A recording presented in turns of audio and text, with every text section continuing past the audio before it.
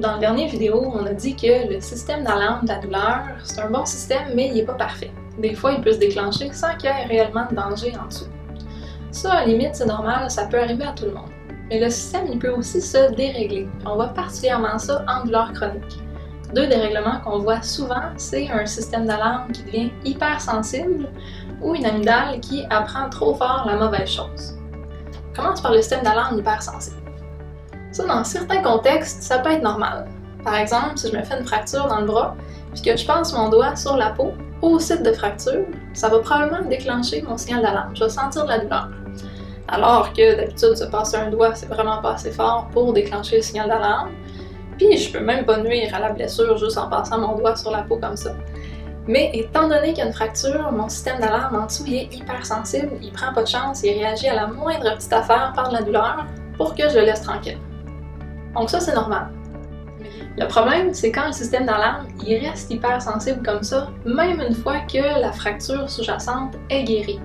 Il reste plus rien en dessous, mais le système est resté hypersensible, le signal il se déclenche à rien.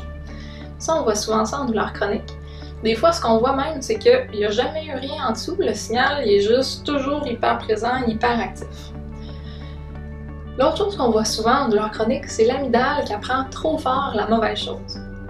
Vous vous souvenez de l'exemple de la personne qui se faisait mordre par un chien? C'est normal que l'amygdale apprenne que chien égale danger, puis que la prochaine fois que cette personne-là voit un chien dans la rue, son amygdale déclenche un petit peu le système d'alarme, puis que la personne a un petit peu d'appréhension, un petit peu peur. Mais rapidement, l'amygdale devrait réapprendre que c'est pas si dangereux que ça un chien.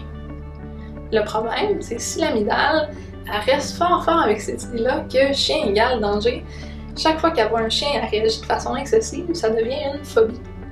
Ça, on voit aussi ça dans les cas de stress post-traumatique. Quelqu'un qui développe un stress post-traumatique après un accident d'auto, c'est son amygdale qui va avoir appris trop fort que auto égale danger de mort. Donc chaque fois que la personne s'approche d'une auto, son amygdale réagit de façon excessive, comme si la personne était devant un danger de mort imminente.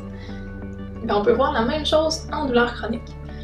Par exemple, quelqu'un qui s'est blessé en soulevant une charge, son amygdale peut apprendre que soulèvement de charge égale danger. Fait que c'est normal qu'après ça, la personne se remet à bouger, quand elle arrive pour soulever quelque chose, ça travaille un petit inconfort dans le dos. Mais rapidement, le système devrait réapprendre que c'est pas si dangereux que ça de soulever des choses. Par contre, en douleur chronique, souvent ce qu'on voit, c'est que le système il reste avec cette idée-là que soulèvement de charge, c'est très dangereux, ou tel sport, telle activité, gros risque de blessure. Donc quand la personne essaie de reprendre ces activités-là, le signal d'alarme il se déclenche de façon excessive, très forte, il essaie de protéger pour éviter qu'on se rende à se blesser. Mais c'est excessif comme signal, donc c'est surprotecteur. Un peu comme une alarme d'incendie qui se déclenche quand on fait brûler des toasts. C'est aidant d'avoir une alarme d'incendie, mais si elle est hyper sensible comme ça, c'est moins bon. Donc en douleur chronique, souvent on voit que le signal d'alarme, le système d'alarme, il est déréglé, il est hyper sensible ou il a appris la mauvaise chose.